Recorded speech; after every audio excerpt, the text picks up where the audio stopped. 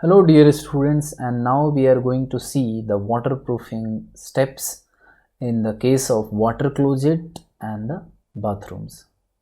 So we have discussed this waterproofing steps and procedures and the tips that has to be remembered in case of bathrooms and toilets, but still a step-wise written type of discussion is very important. So let us start this discussion, and in this case we just go for the preparation of water closet waterproofing first of all. So the surface preparation was the first step also, as we have discussed in the previous video also, where cleaning was done. So similarly in this case also the pre-work should be completed before starting the waterproofing. Okay, and completion of internal plaster of walls, because all the four walls, side walls, has to be plastered, and plastering is done with leaving a margin at the base, and this margin height is almost 18 inches from the final floor level of water closet unit. Now why do we leave a margin of plaster from the base? Because we apply the waterproofing coats on the side walls also. Okay, so on the walls we also do completion of grooving or chasing for concealed GI pipings or electric conduit pipings in water closet. So we have to go for the plumbing fixtures as well as the electrical fixtures even in the bathrooms, and for providing all those pipes in the walls we have to do chiseling and the grooving in the walls, so that we can fit the pipes in those grooves. So that work has to be done, and that work has to be completed also. And then we remove all the debris from the water closet, and the chiseling of the extra mortar is also done, so that we can expose the rear slab completely. Okay, because the slab may have many types of light mortar and many dirts and many things lying there. Okay, so all this comes under the pre-work or the preparation or the cleaning or the surface preparation. So the completion of making holes in external walls. Why do we provide holes? Just to connect the traps, Nahini traps, P traps, flow traps, etc. to the external drainage pipeline. And then we do the thorough cleaning of water closet with sufficient quantity of water, and then we also do some level marking by red color or white color on the walls with respect to the floor level to set up the trap level. Okay, so why this marking is provided? Just to guide the constructor or the worker, because the slopes are very important in these case of bathrooms and water closets. So after doing a preparation works, the next step is the socketing of water closet waterproofing. Now in this case of socketing, we will be doing a pond test also before socketing. So the water closet slab is filled up with 7 centimeter of water after plugging all the trap holes, because if the trap holes are opened, then the water ponding will not occur. Okay, and water will pass away. So we first of all trap the or plug the all the traps and the holes, and then we pond the entire sunken region. Okay, and then we keep the RCC slab filled with water overnight for at least 12 hours, and even if required we may go for 2 days. Okay, and after a few hours, of 12 hours to 48 hours, we check for leakages in base slab or underneath. So we go either in the, if it is on the first floor or above, we can look from the down very easily and we can check the leakages. If a major leakage is observed, we have to locate the spot, because there is porous concrete, and we have to provide a socket for grouting. And in addition, we also provide 4 more sockets at each corner of the slab, because the slab has got porous behavior. Okay, so then we grout the socket with cement slurry with consumption rate of 1 bag of cement to 75 to 100 liters of water. So this is the ratio in cement slurry. And to spread the slurry in the porous portion of concrete, supply the slurry with velocity, because with huge velocity when we supply this slurry, then what happens, when we supply the slurry in one hole, then other holes are also exposed because the slurry comes out through the other holes, connected holes. So those regions are also identified very easily. So this slurry helps in grouting the cracks. So it is further understood that the process of socketing and grouting is to be continued until the leakage in base slab is totally stopped. Okay, and after completion of cement grouting and testing for leakages, then we may remove the sockets. So this grouting can be done either by mechanical grouter or the electrical grouter. There is pump machine available for that also. So after doing socketing of water closet, we go for the coating of waterproof materials in the water closet. And in this we provide 25 to 40 mm thick cement mortar base coat, and of course in this cement mortar we add those chemicals also, polymers based concrete, and in proportion 1:4 with a slope of 1:100. So this is the slope normally we provide in the bathrooms. Okay, 1:100. So this is done from the entrance door towards the water escape. Okay, and escape is through the drain pipe.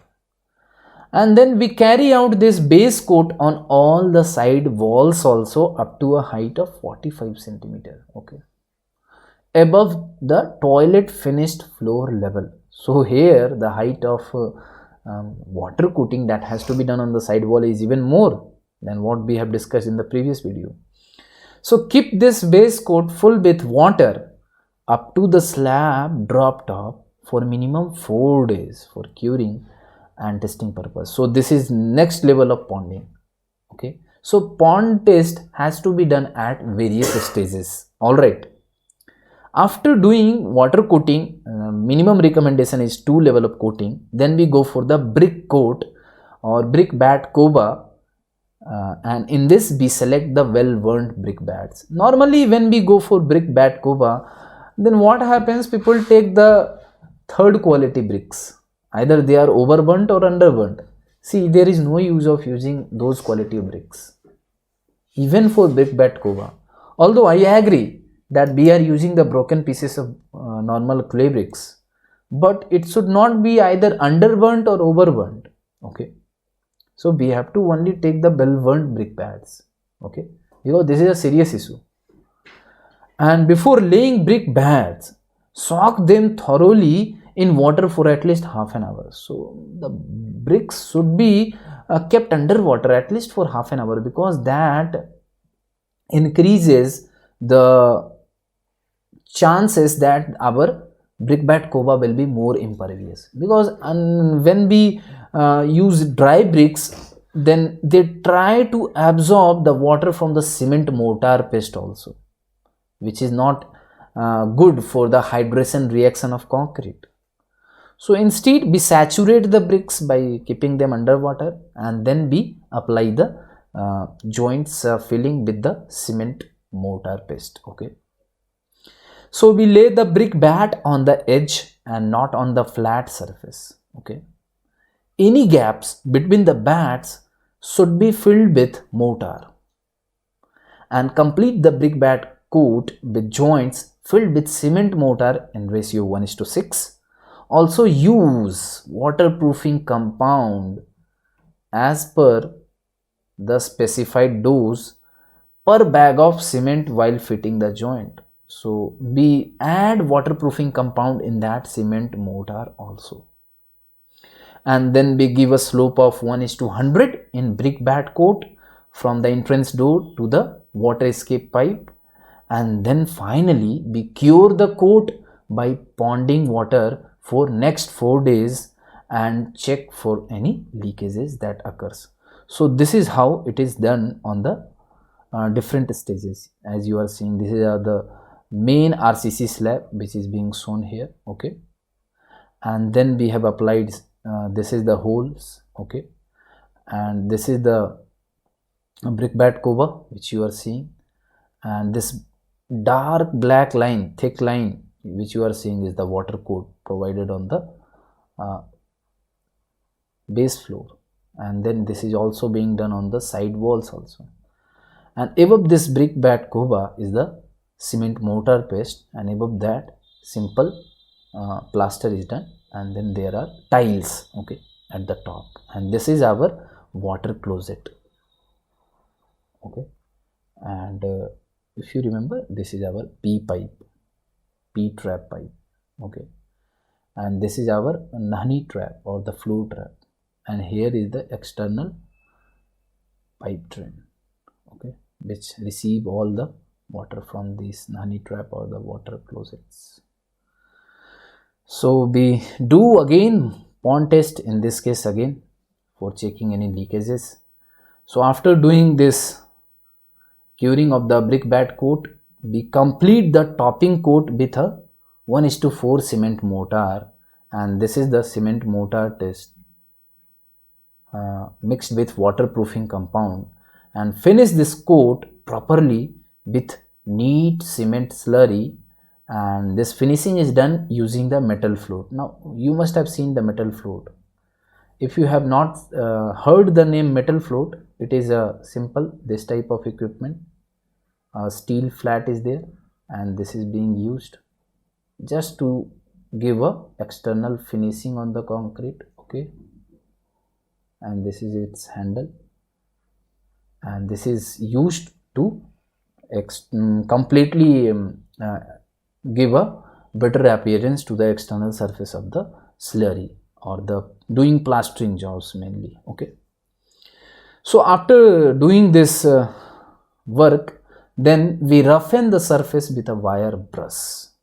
Now this wire brush has a metal wire brush. Why we do this? We do this for bonding of the horizontal filler coat. So still one more filler coat has to be applied, and continue this coat on the side walls up to 45 centimeters above water closet floor level, and this coat should not project out beyond the plastering coat of water closet, okay. So that's why we do not do plastering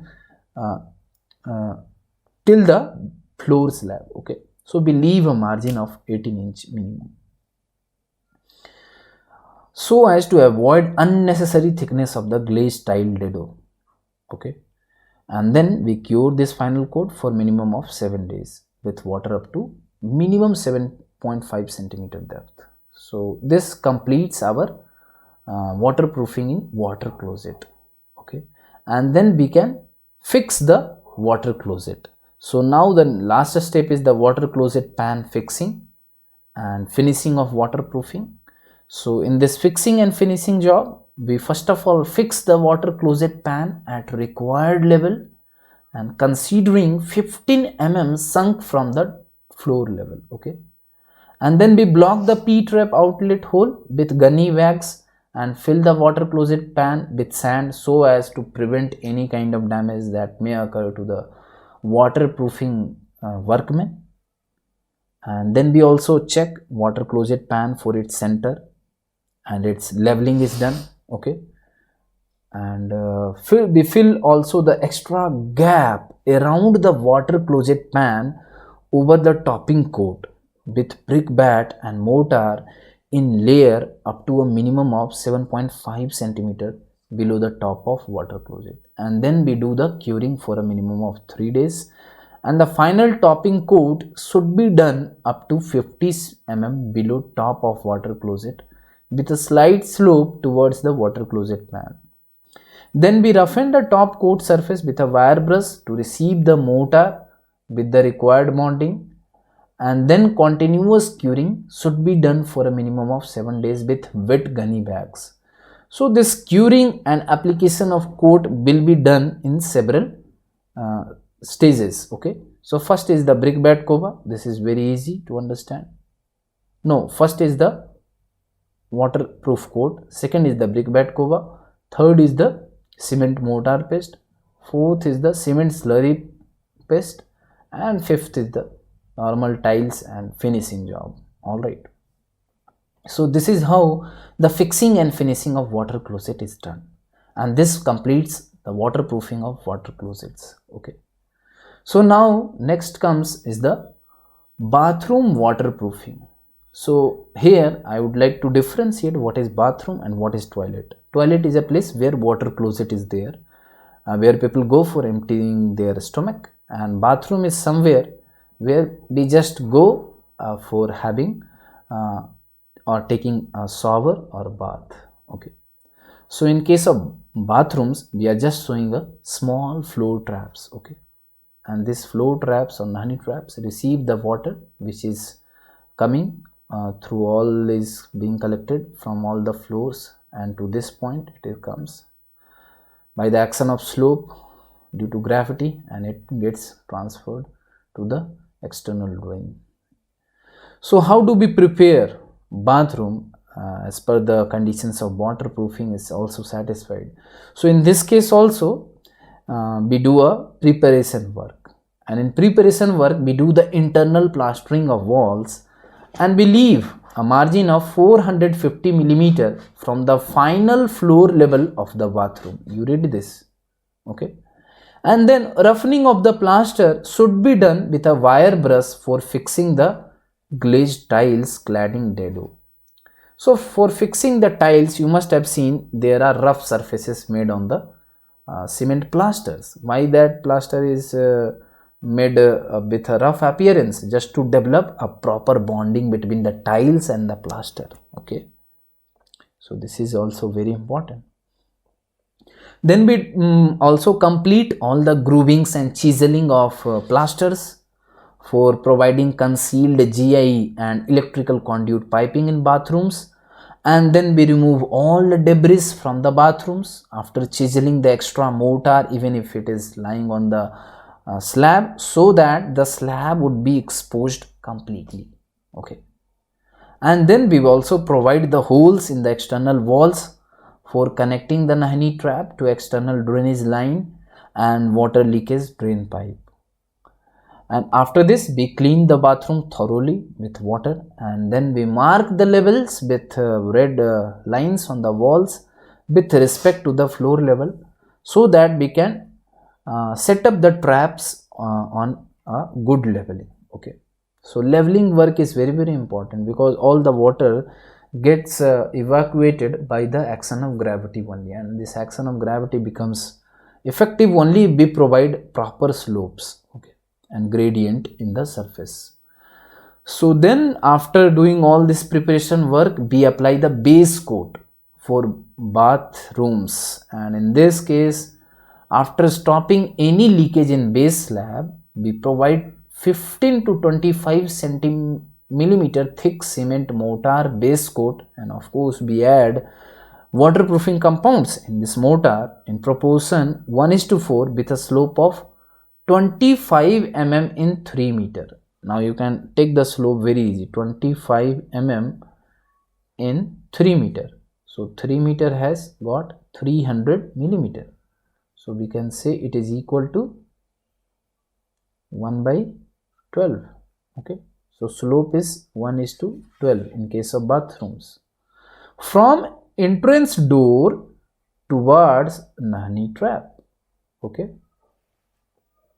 So the base coat should cover all the walls. So the coating has to be done on the walls also, around up to the outer face wall line at the entrance door and the bottom portion of the Nahani trap connection hole made in the wall.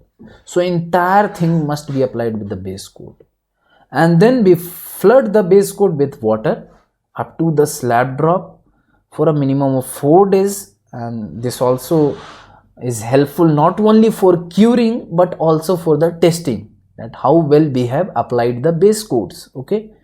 And then we fix the Nahani traps and do all the finishing around it, and drain pipes it is connected with the drain pipe over this base coat, and then we apply for the brickbat cover, And brickbat coat is done similar to the water closet waterproofing that we have discussed just now. And then we provide topping coat for bathrooms. And here, after curing the brickbat coats, we just do the complete the topping coats using a 1:4 cement mortar mixed with waterproofing compound again with a proper slope from the entrance door to the honey trap, and finish this coat with cement slurry using a metal float, the same device.